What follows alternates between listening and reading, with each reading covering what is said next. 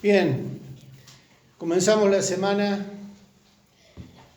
continuando con el mensaje de las 7 iglesias, que el Espíritu dice a las iglesias de Apocalipsis, y nos había quedado pendiente de la semana pasada en la conclusión de Tiatira, ¿se acuerdan? Tiatira, una de las iglesias que el Señor tiene que confrontar porque dentro de la iglesia había cuestiones complicadas.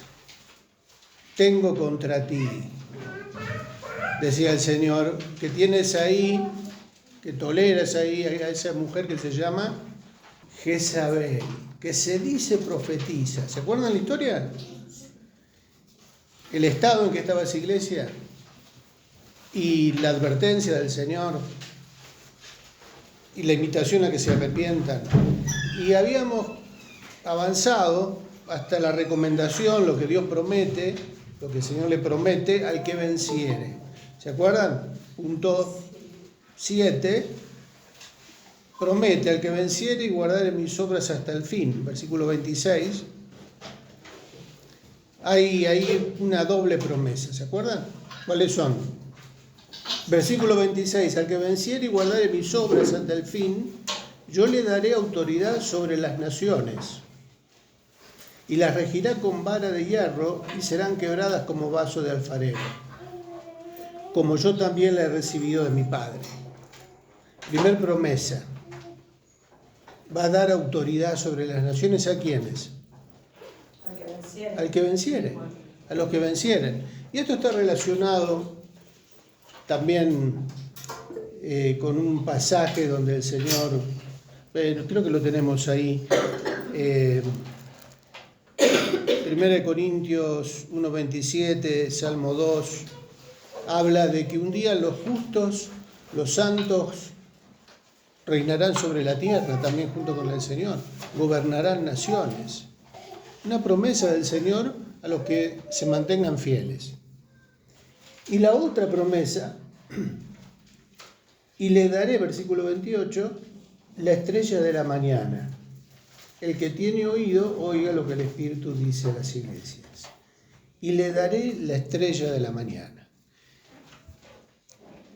Siempre decimos, ¿no?, que cuando nosotros desde nuestro tiempo leemos estos conceptos en Apocalipsis, mucho simbolismo, hay un mensaje ahí detrás de estas ideas, la estrella de la mañana, vara de hierro, ojos de bronce, hay mucho simbolismo, ¿no?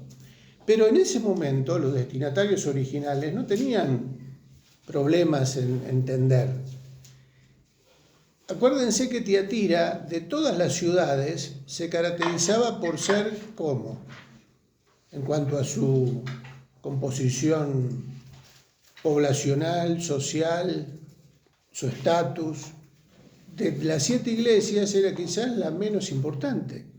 Y de las 7 ciudades era la menos importante. Mucho obrero, mucho trabajo artesanal, pero no era como Pérgamo, no era como Éfeso, no era como Esmirna. Era un pueblito. Y hasta ellos se subestimaban a sí mismos porque se consideraban inferiores a las otras ciudades. Como que no eran una ciudad poderosa, ni socialmente, ni económicamente, ni militarmente. No, era un pueblito. Sin embargo, acá el Señor, ¿qué les dice? Ustedes van a gobernar naciones. Les iba a dar autoridad sobre pueblos y naciones más importantes, entre comillas, a ojos humanos, más importantes que ustedes. Era como que los estaba elevando, tratando de alentar a que permanecieran firmes y fieles, porque ellos, aunque fueran débiles y poquitos, iban a gobernar sobre naciones. Y la última, también, le daré la estrella de la mañana. La estrella de la mañana. ¿Cuál es la estrella de la mañana? Venus. Hiciste los deberes, Cristina. Bueno, nosotros no vemos la estrella de la mañana o el lucero de la mañana, ¿no? El lucero es la estrella que se ve justamente cuando va amaneciendo. Las otras ya con la claridad del sol se van desapareciendo a nuestra vista, pero la última que queda, la más brillante, es porque sí es un planeta, en realidad nosotros ahora sabemos que es Venus, que es grande y que bueno, es la última en dejar de verse. Todo lo brillante en el cielo para esa cultura se asociaba con ¿quiénes? Dioses. Con los dioses o con lo que estaba en el cielo. Recuerden que dentro de la mitología y aún dentro de las religiones monoteístas, todo lo que está en el cielo, todo lo que está arriba, es divino y es bueno. Y todo lo que está bajo tierra, todo lo que está en el lugar opuesto, tiene que ver con las tinieblas y con la muerte y con todo lo malo. Por eso el cielo es símbolo del lugar donde Dios habita, y el infierno, lo que está subterráneo, es el lugar donde habitan los demonios. Bueno, este lenguaje, la estrella resplandeciente de la mañana, tiene que ver siempre en el simbolismo con un lugar en donde hay un brillo glorioso, la gloria, lo majestuoso, lo lindo, lo deseable. ¿A quién se lo asociaba con la estrella resplandeciente de la mañana? ¿A quién se lo...? Sí, y a Jesús, al Señor Jesús. Él es la estrella resplandeciente de la mañana. Bueno, en esta promesa final para Tiatira está esto, ¿no? ¿Para quiénes? Para los que vencieren. Bueno, la misma promesa es para nosotros, aunque parezca que no merecemos mucho, pero si le somos fieles al Señor, Él se encarga de recompensar a sus siervos, a sus hijos.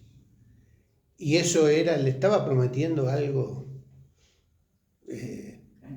claro, algo inimaginable, ¿no? Pero siempre asociado con lo que viene de Dios, ¿no? La bendición de Dios, la presencia de Dios, el brillo de su presencia, la gloria. Bueno, esa es la promesa para Tiatira si se mantienen fieles y perseveran. Comenzamos hoy con el punto 5, en el Números Romanos, el mensaje a la iglesia de... ¿Todos tienen hojita? No. Bueno, me olvidé de la cima, perdón. Bueno, estábamos viendo imágenes. Bueno, la que tenemos ahí era la imagen que veíamos la semana pasada. ¿De quién? En Tiatira. Ilustra a Jezabel. Recordemos que en realidad no es que se llamaba Jezabel, sino que el Señor lo que está tratando de presentar o identificar es el espíritu que estaba presente en esa iglesia de Tiatira como Jezabel. Y también en algún momento creo que habíamos dicho, no siempre el espíritu de Jezabel se lo tiene que asociar con mujeres. El espíritu de Jezabel también actúa a través de varones, de hombres. ¿Se acuerdan las características del espíritu de Jezabel? Bueno, en este caso de Tiatira, justamente el engaño, la falsa profecía, la corrupción, el justificar pecados, el enseñar cosas que Dios no aprueba, las falsas enseñanzas, los falsos profetas, todo eso tiene que ver con este espíritu de Jezabel. Y últimamente, en estos tiempos, de una manera muy sutil, sigue actuando con falsas, y se las tolera dentro de las iglesias. O sea, se tolera este espíritu de engaño, como viene maquillado con Biblia. No sé quién habló hace poco de la inteligencia artificial.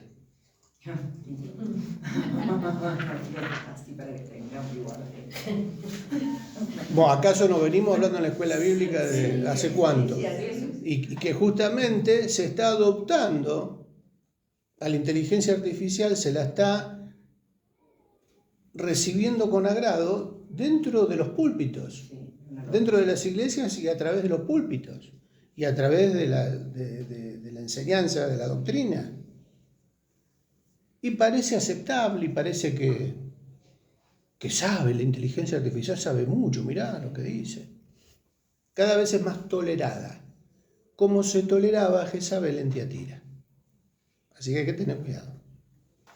Bueno, vamos a ir introduciéndonos mientras Martín te reparte las hojas con algunas imágenes para ubicarnos en el mapa.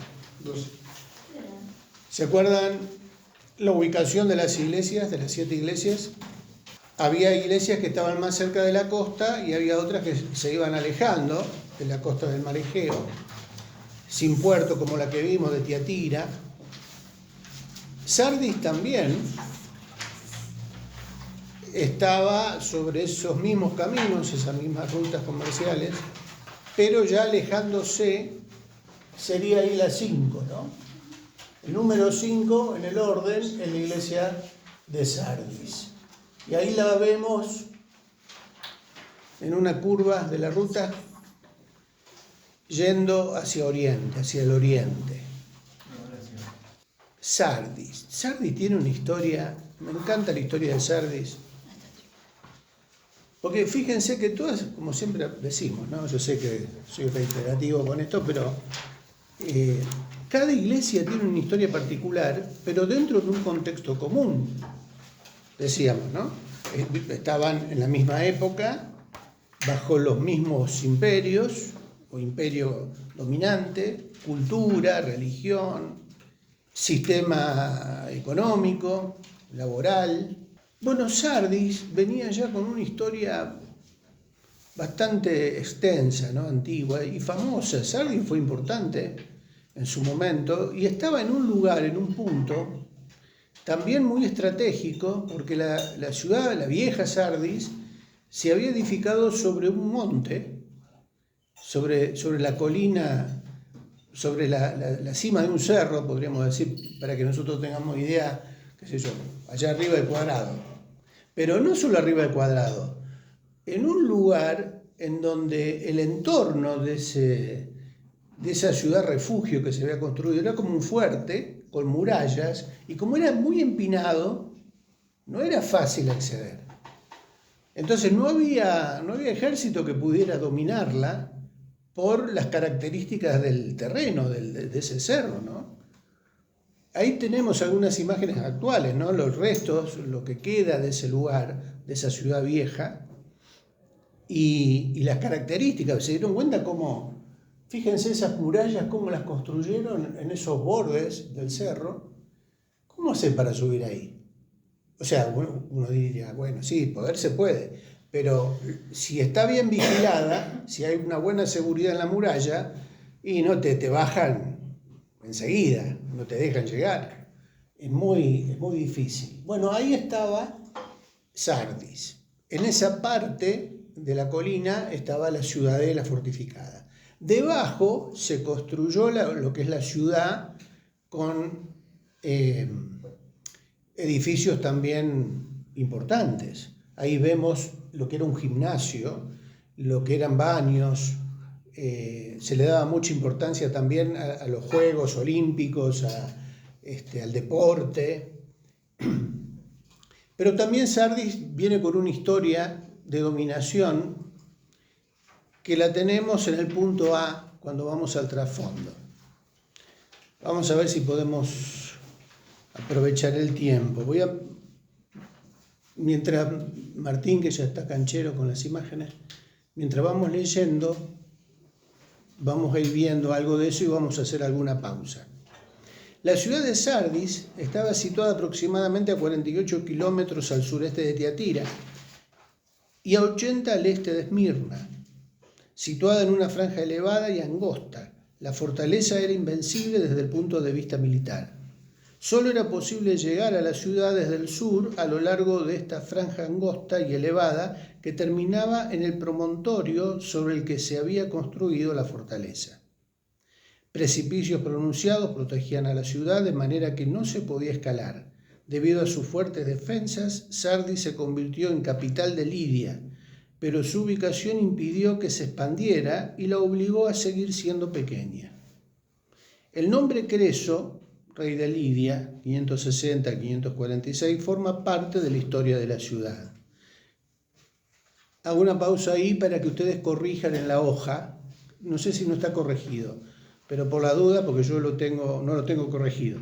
Lo que sigue dice: el nombre de Creso, rey de Lidia, formaba parte de la historia de la ciudad. Todo lo que tocaba, según la leyenda, se convertía en oro. En realidad es un error de copia. El rey, que todo lo que tocaba se convertía en oro, era el rey Midas. Dentro de lo que es la mitología griega, el rey Midas, hay una leyenda con una enseñanza, con una moraleja, ¿no? Que cuenta eso, que todo lo que Midas tocaba se convertía en oro, porque él le pidió a un dios que le otorgara eso, porque este dios, como si fuera el genio de la lámpara, le dijo: bueno, vos hiciste algo bueno, recibiste a alguien, hiciste una buena obra, pedime lo que quieras. Y él le pidió que le permitiera eso, que todo lo que tocara se convirtiera en oro. Uno dice que es vivo para pedir, ¿no? Es vivo para pedir el tipo, ¿no? Si vamos a pedir algo. Ahora, ¿qué pasó? No se dio cuenta que cuando quería tomar agua, el agua se le convertía en oro. Cuando quería comer, la comida se le convertía en oro. Cuando abraza a su hija, la hija se le convierte en una estatua de oro. Y eso que parecía la fuente de la riqueza y la prosperidad para siempre, terminó siendo una maldición. Se quebró tanto Midas, se arrepintió de lo que había pedido, que le vuelve a pedir a este dios griego que le quite ese don. Dice: no lo quiero, esto no lo quiero. Porque claro, lo que parecía algo espectacular terminó siendo su ruina personal, estaba destrozado. Y este dios, no me acuerdo, no sé si era Dionisio, no sé qué dios griego era, se conmovió tanto al verlo a Midas tan arrepentido, que le dice: bueno, bañate en el río Pactolus, que es el río que pasa por ahí, por Sardis. El río Pactolus era en ese momento también la gran fuente de riqueza de Sardis, porque cuenta la leyenda que se le quita ese don que este dios le había dado a Midas, y es como que se lava de todo eso, y en el río quedan residuos de ese oro que emanaba de Midas, y la arena del río es dorada, y también se encontraban pepitas de oro. Era como si fuera el río de San Luis, de ahí del pueblito de la Carolina. ¿Vieron que hay ríos que traen oro, pepitas de oro? Bueno, el río Pactolus era famoso porque tenía pepitas de oro y el color de la arena era dorada. Bueno, todo esto tiene que ver con la leyenda. Perdió sus poderes y volvió a la normalidad, y se dice que la moraleja es esa, ¿no? Que la verdadera riqueza está en las cosas simples de la vida, en el amor de la familia. Esa es la verdadera riqueza. Bueno, moraleja de la mitología griega. Volvamos a la Biblia. Pero es simplemente para entender también el contexto. Porque a Creso sí se le decía que era como Midas. Porque en la época que el rey Creso reinaba, Sardis era muy rica por el río. O sea, la relación con Midas y Creso tiene que ver con que a Creso también se le decía: al final vos sos como Midas, porque vivís en un lugar en donde vos te metés en el agua y sacás oro. Tenía un ejército importante. Como no era fácil de conquistar, tenían cierta seguridad, cierta prosperidad, hasta... Bueno, vamos a seguir leyendo, no hables más. ¿Qué hay que corregir en la punta? Que ahí dice: el nombre Creso, rey de Lidia, forma parte de la ciudad. Todo lo que tocaba, según la leyenda, se convertía en oro. El que todo lo que tocaba y se convertía en oro no era Creso, sino Midas. Eso corrijan, o agréguenlo, o busquen la manera. ¿Seguimos? La naturaleza misma ayudaba a Sardis, porque Herodoto escribió acerca del río Pactolus que cruza la ciudad, el río que desciende del monte de Molus y que trae a Sardis cantidades de polvo de oro, cruza directamente el mercado de la ciudad. Lo que suministraba pronto se agotó, ciertamente antes de que los romanos ocuparan la zona, pero Creso utilizó la riqueza para extender su influencia, que llegó muy al oriente de Sardis. En una batalla contra Ciro, de Persia, confió en un oráculo que le dio la sacerdotisa de Delfos. La sacerdotisa le dijo: si atraviesas el río Jalis, destruirás un gran imperio. Con su ejército cruzó este río y destruyó no el imperio persa, sino el suyo propio, por haber confiado en la sacerdotisa de Delfos. No le mintió la sacerdotisa de Delfos. ¿Pero qué imperio destruyó? Bueno, ahí teníamos una imagen de Ciro, una cara, un perfil de Ciro, el persa, muy conocido por la habilidad no solo política, sino militar que tenían, y no había muralla que se le resistiera a Ciro, ¿no? Acuérdense que también Ciro conquista ¿qué lugar? Que parecía que era inexpugnable. Babilonia. Hace una obra de ingeniería impresionante, hace bajar el nivel del Éufrates para que al quedar con poca agua el ejército pudiera cruzar. Eso lo vemos en otra materia, ¿no? Pero los persas no eran nene de pecho. Con su ejército cruzó este río y destruyó el imperio persa. Y destruyó no el imperio persa, sino el suyo propio. Creso pensó que iba a estar a salvo en Sardis. ¿Qué hizo Creso? Se vuelve a Sardis, porque la batalla esa no fue en Sardis, fue en otro lugar. Entonces se vuelve. Creso pensó que iba a estar a salvo en Sardis, en su inexpugnable fortaleza. No creyó que Ciro fuera a perseguirlo, y por ello no movilizó a sus fuerzas. Cuando el ejército persa llegó a Sardis, Creso decidió esperar, al creer que nadie podría escalar los muros, casi verticales del promontorio. Pero cuando a uno de sus hombres, por accidente, se le cayó su yelmo por uno de los muros, que yo justo logré con el celu sacar una foto del yelmo, que está por ahí. No, es fuerte la edición. Sí. Bueno, eso pretende ser. Eso es inteligencia humana. ¿No? Sí, eso es humano, artesanal. Artesanal. Bueno. ¿Cómo se ríen del triqui ustedes? ¿Dónde andamos? Cuando el ejército persa llegó a Sardis, Creso decidió esperar. Pero cuando a uno de sus hombres por accidente se le cayó su yelmo por uno de los muros y bajó a buscarlos sin darse cuenta, demostró que podían escalarlos. Por la noche, los persas escalaron los muros, no encontraron oposición y se apoderaron de la ciudad. Y debido al descuido de un soldado y al no haber tratado de custodiar los muros, Creso perdió la guerra. O sea, ¿qué pasó con este soldado? Bajó a buscar el casco y no se dio cuenta de que lo estaban viendo y vieron por dónde bajó. Lo que hicieron los soldados fue solamente esperar que llegara y por ese lugar se metieron sin encontrar oposición porque nadie se dio cuenta por dónde entraron. Así perdió Creso su ciudad fortificada. Estamos hablando de la época de Creso.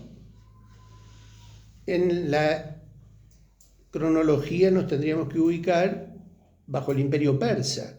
Pero resulta que la historia vuelve a repetirse con el imperio griego.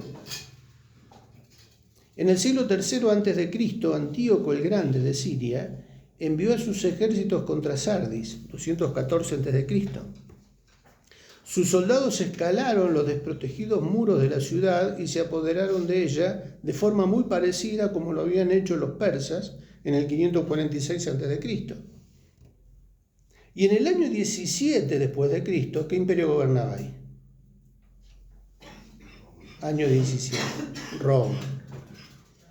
Fue destruida por un terremoto que asoló toda la zona. El emperador romano Tiberio tuvo la amabilidad de perdonarle el tributo durante 5 años y aparte donar mucho dinero para su restauración.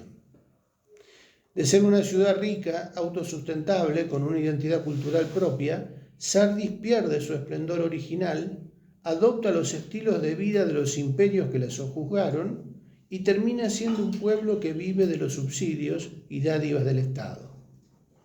Y se llama Argentina. Sí, exactamente. Cualquier parecido con el... Con los años, la ciudad va recuperando su economía, su vida social, y para cuando Juan escribe esta carta, los cristianos de Sardis, sin darse cuenta, están repitiendo la historia de Creso.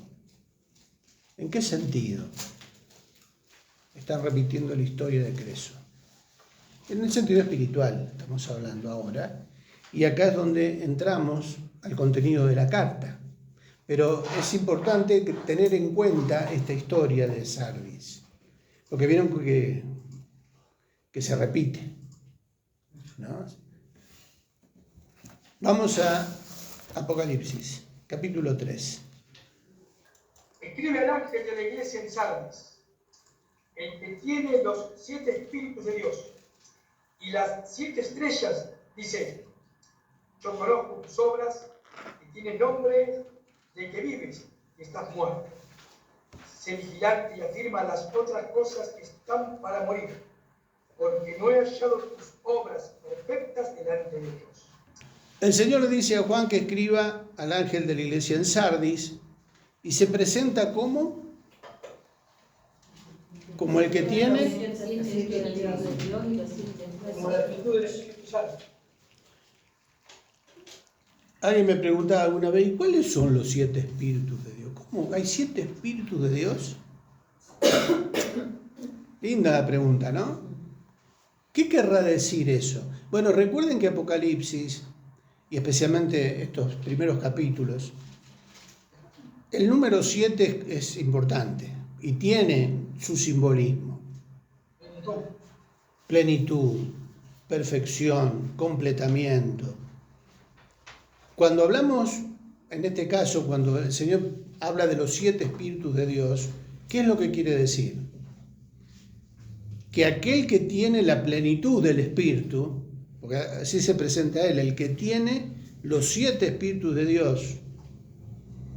¿Las 7 estrellas se acuerdan lo que significaba? ¿Qué eran las 7 estrellas? ¿Se acuerdan los 7 candeleros, las 7 estrellas? ¿Los candeleros quiénes eran? Las 7 estrellas eran los ángeles. Las 7 estrellas eran los ángeles o los pastores de cada iglesia, en este caso de estas 7. Los candeleros eran las iglesias. Las iglesias. Cuando se habla de los 7 espíritus de Dios, se está hablando de... Bueno, hay un pasaje en Isaías, creo que Isaías 11, en donde se habla de los 7 espíritus de Dios como el espíritu del Señor, el espíritu de sabiduría, el espíritu de poder, el espíritu de conocimiento. Después busquen, creo que... ¿Está ahí? Bueno, Isaías 11, 2. A ver si alguien lo tiene. Simplemente vamos a traerlo como una referencia para ver que en la Biblia hay una referencia, en este caso en Isaías, en donde se habla especialmente de el Espíritu Santo operando, manifestándose con toda su plenitud. ¿Lo encontraste, Loli? Sí. ¿Puedes leer? Dice que reposará sobre él el espíritu de Jehová, espíritu de sabiduría y de inteligencia, espíritu de consejo y de poder, espíritu de conocimiento y de temor de Jehová. Bien, ahí está. El Señor se presenta como el que tiene los 7 espíritus y las 7 estrellas. El Señor tiene en su mano el control de todo y de todos. Los siervos de Dios, las congregaciones, los que sirven al Señor, no son desconocidos por Él, no están a la deriva. El Señor los tiene en la mano, los tiene en su diestra. Eso nos da seguridad. Así se presenta el Señor. Y como siempre dice, yo conozco tus obras, que tienes nombre de que vives, pero ¿cuál es la realidad? Vos decís que sos una persona activa, emprendedora, siempre estás haciendo algo, siempre estás avanzando. Pero la iglesia, aparentemente la iglesia de Sardis, era una iglesia activa. Una iglesia como se acuerdan, habíamos visto en Tiatira y en otras congregaciones, tenían su plan de trabajo, sus ministerios funcionando. Pero el Señor le dice, yo conozco tus obras. Parece que estás vivo, parece que estás en una condición de desarrollo, de crecimiento, de actividad, pero la realidad es otra. Sé vigilante y afirma las otras cosas que están para morir, porque no he hallado tus obras perfectas delante de ti. Mamita querida. Fuerte, ¿no? Duro. Uno se pone en el lugar de esa congregación y no quisiera escuchar que el Señor nos diga esto a nosotros, ¿no? Porque podemos tener un templo muy lindo, un lugar espectacular, los ministerios ordenados, con sus líderes, con sus personas trabajando, con sus proyectos. Pero que venga el Señor y te dice, sí, yo conozco todo lo que ustedes hacen. Pero, ¿cómo comienza el versículo 2? Esa palabrita cobra para nosotros ahora un sentido más profundo. Porque ser vigilante, decirle a los habitantes de Sardis, con toda la historia que acabamos de repasar, que venga el Señor y te diga, sé vigilante, no es solo decir sé vigilante ahora, o sea, presta atención ahora. Acordate de la historia de ustedes. Por no ser vigilante, ¿cómo terminaron?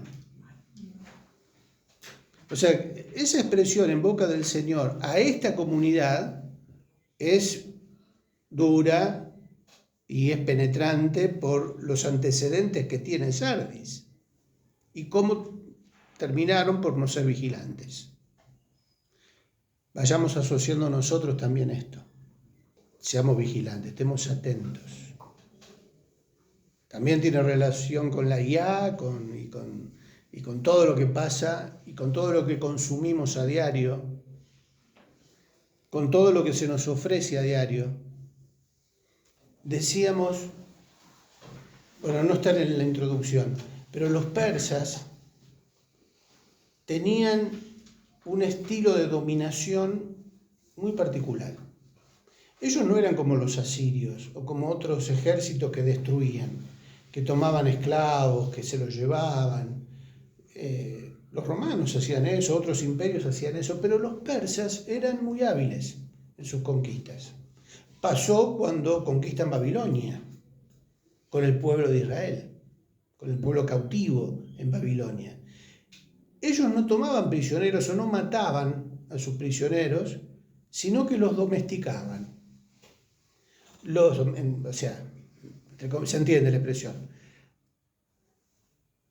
Le hacían un trabajo un trabajo fino en donde los atendían bien, les brindaban seguridad, les brindaban la posibilidad de que siguieran educándose en las escuelas, que siguieran en la universidad, que no perdieran la posibilidad de trabajar para ganar su sustento.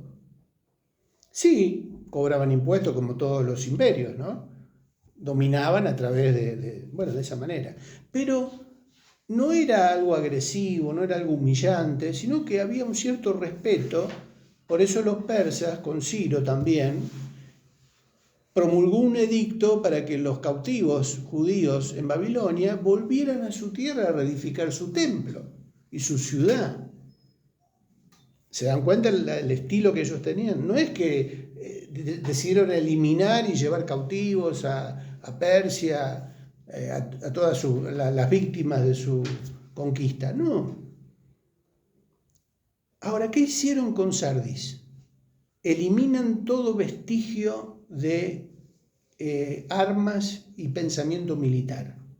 Le matan el espíritu combativo. Le cambian la manera de vestir. le cambian el calzado. Fíjense qué detalle.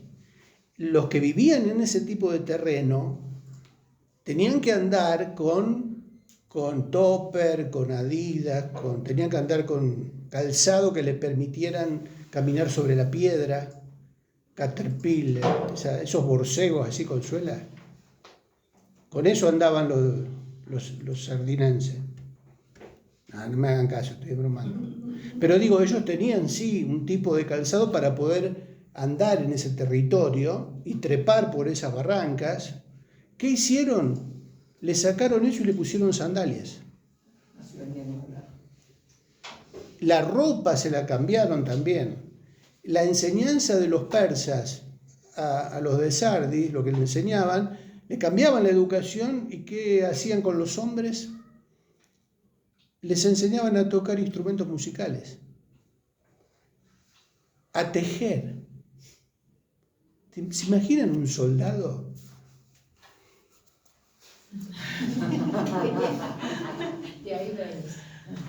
O a tocar instrumentos. O sea, parece una pavada, pero tenía su sentido, tenía su propósito, porque de esa manera ellos se dedicaban, cambiaban su mentalidad, y las generaciones que seguían perdían ya la capacidad de rebelarse. Eran muy pocos, y si aparecía alguno enseguida lo dominaban, que se quisiera rebelar contra los persas. Como el entretenimiento ahora. ¿Se dan cuenta? Los entretenían enseñándoles ese tipo de cosas y ya no generaban ningún tipo de reacción, de rebeldía, de deseo de independencia. O sea, les mataban ese espíritu combativo, ¿no? Y así los dominaban. ¿Eran vivos o no eran vivos? Y nosotros nos creemos vivos. Y no nos dominan así también a nosotros. Volvamos. Sé vigilante y afirma las otras cosas que están para morir, porque no he hallado tus obras perfectas delante de Dios. Tenés muchas obras, haces muchas cosas, pero delante de Dios no son perfectas. Ana María, ¿podés leer el punto 1? Ana María, el punto 1, la presentación, el punto 2, el diagnóstico. Presentación. El que tiene los 7 espíritus de Dios y las 7 estrellas dice esto: el Señor aparece como el que posee la plenitud del Espíritu Santo. 7 simboliza lo pleno, lo perfecto y el control total de sus ministros. Quizá el Señor, de entrada, quiere que la Iglesia entienda que todo lo que necesita está en Él. El punto 2. Tienes nombre de que vives y estás muerto. La iglesia de Sardis tenía fama de ser activa, emprendedora, con recursos propios, autosuficiente y por lo tanto muy confiada en sí misma, con vida social, pero muerta espiritualmente. El punto 3. Sé vigilante. El no estar alerta significó para Sardis su ruina y decadencia. El pueblo conocía su historia y el Señor apela a la memoria para que no la repitan. El punto B dice, afirma, las cosas que todavía tienen, pero que corren el riesgo de perder. Es interesante notar que si bien el Señor conoce sus obras, no destaca ninguna. Más bien establece una relación dependiera de la otra. Acuérdate de lo que has recibido y oído. El Señor se refiere a los fundamentos de la fe, la doctrina que aprendieron y posiblemente a la visión particular que Él les había revelado. Las cosas que olvidaron están poniendo en riesgo el futuro de la congregación. Guárdalo, sujetarlo, mantenerlo con firmeza, no reemplazarlo por otra cosa. Actitud relacionada con aquello que han recibido. Arrepiéntete, volver a tomar el rumbo perdido. Pareciera que por lo que sigue a continuación, el Señor hace hincapié nuevamente en la necesidad de velar, mantenerse despierto, no dormirse ni relajarse, como si aquel espíritu de estupor o sueño espiritual se hubiera apoderado de esa iglesia. Bien, gracias Ana María. En este punto tenemos 5 mandatos. En el punto 3, que comprenden los versículos 2 y 3, hay 5 verbos ahí, en donde el Señor dice, primero, sé vigilante. Después, afirma. ¿Qué cosas había que afirmar? Bueno, como dice ahí, no está explícito qué cosas puntuales, pero había cosas que mantenían y que estaban en riesgo de que las perdieran. No, afirmalo. Poco que tenés, guardalo. Acuérdate de lo que has recibido y oído. Recuerden que estas congregaciones, en sus orígenes, fueron fundadas sobre la sana doctrina, la doctrina apostólica. La iglesia de Éfeso, pastoreada por Juan, los primeros discípulos mantenían lo fundamental de la doctrina cristiana, habían aprendido lo que Jesús les había enseñado a ellos, y acá les dice, acuérdate de lo que has recibido y oído, porque también está en riesgo el que cosas nuevas, doctrinas nuevas, dioses nuevos, costumbres nuevas, que eran lo que traían los persas o los griegos después, pudieran también infiltrarse en la vida de la iglesia y se olviden lo que aprendieron de parte del Señor. ¿Se acuerdan lo de Jezabel en Tiatira? Jezabel le era funcional a los imperios y culturas dominantes. Por eso dentro de la iglesia se participaba de cosas sacrificadas a los ídolos. Cuidado, no pierdan, no se dejen contaminar por lo que el mundo cree y adora. ¿Nosotros podemos correr ese riesgo también? Cuidado. Acuérdate de lo que has recibido y oído. Guárdalo. Guárdalo con firmeza. Tener ese cuidado de no reemplazar las sendas antiguas por las modas nuevas. Aún las modas religiosas que vienen a través de ministerios evangélicos o cristianos, entre comillas, ¿no? Y arrepiéntete, volver a retomar el rumbo perdido. Pareciera que por lo que sigue, a continuación el Señor hace hincapié nuevamente en la necesidad de velar y mantenerse despierto, no dormirse ni relajarse. Esto no lo vamos a terminar hoy, recién estamos calentando. Estamos empezando a conocer esta historia de Sardis, pero también la historia de la iglesia de Sardis. ¿Por qué el Señor escribe con estos términos? ¿Por qué resalta esto? Vemos que casi que no hay nada que el Señor destaque como positivo, salvo el versículo 4. Pero antes de eso, en el versículo 3, está la advertencia. ¿Quién puede leer? ¿Alguien de los que esté conectado? Capítulo 3, versículo 3. Acuérdate pues de lo que has recibido y oído, y guárdalo y arrepiéntete, pues si no velas, vendré sobre ti como ladrón, y no sabrás a qué hora vendré sobre ti. Es un pasaje, un versículo que se repite en otras oportunidades, aquel que viene como ladrón en la noche, ¿se acuerdan? Pedro, en sus cartas. Acuérdate pues de lo que has recibido y oído y guárdalo y arrepiéntete, porque si no, ese pues si no, ay. Mete miedo, ¿no? O sea, va a haber una consecuencia si no le damos importancia a esto, si no prestamos atención a esto. Si no velas, vendré sobre ti como ladrón y no sabrás a qué hora vendré sobre ti. Acá no es el ejército persa, no es el ejército griego, no son los romanos, ni son los peligros externos del mundo, el que va a venir como un ladrón, ¿quién es? El Señor.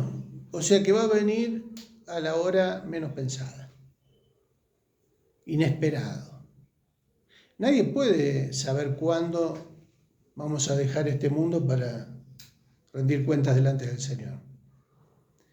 Uno especula y bueno, de acá un tiempo, cuando se cumplan las profecías, bueno, va a pasar un tiempo, podemos dedicarnos a hacer otra cosa porque todavía falta. No lo decimos de esa manera, pero inconscientemente o con nuestras actitudes nos manejamos así, como diciendo, tengo tiempo. El asunto es que el Señor puede venir por nosotros dentro de un rato, en el sentido de que si Él dice, bueno, te venís conmigo hoy y nos lleva, bueno, listo, ahí está. ¿Qué pasó con lo que yo especulaba? Pues si no velas, vendré sobre ti como ladrón y no sabrás a qué hora vendré sobre ti. Otra vez el concepto de velar y el riesgo de no velar. ¿Seguimos la semana que viene? ¿Tenemos para pensar con esto? Bueno, que el Señor nos ayude a que no nos quedemos sin aceite en la lámpara y que no nos dejemos distraer ni seducir por lo que el mundo nos ofrece, con los entretenimientos y la tecnología y las ofertas seductoras del mundo, que termina matándonos también a nosotros el espíritu combativo. No, mi Señor tarda en venir. El error de Creso.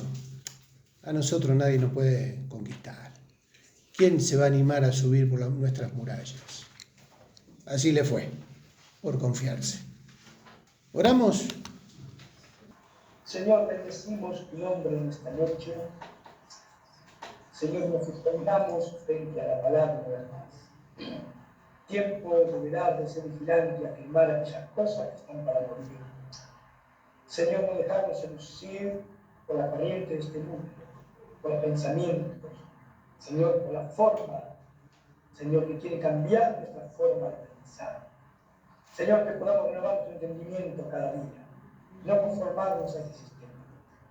Señor, que podamos renovar nuestra mente continuamente, Padre. Queremos hacer morir aquellas cosas, Señor. Ahora arrepentirnos de aquellas cosas, Señor, que no son rectas delante de tu presencia. Padre amado, queremos realmente marcar una diferencia en este tiempo, Señor. De la sal y la luz de este tiempo, Padre amado. Señor, que podamos aprender de la historia, como dice tu palabra, las cosas que antes se escribieron para nuestra enseñanza, Señor. Podamos aprender también de la historia. Bendice la vida de mis hermanos. Descanso, Señor, Señor, de fuerza para empezar el día de mañana. Señor, te honramos y te glorificamos en el nombre de Jesucristo. Amén. Amén.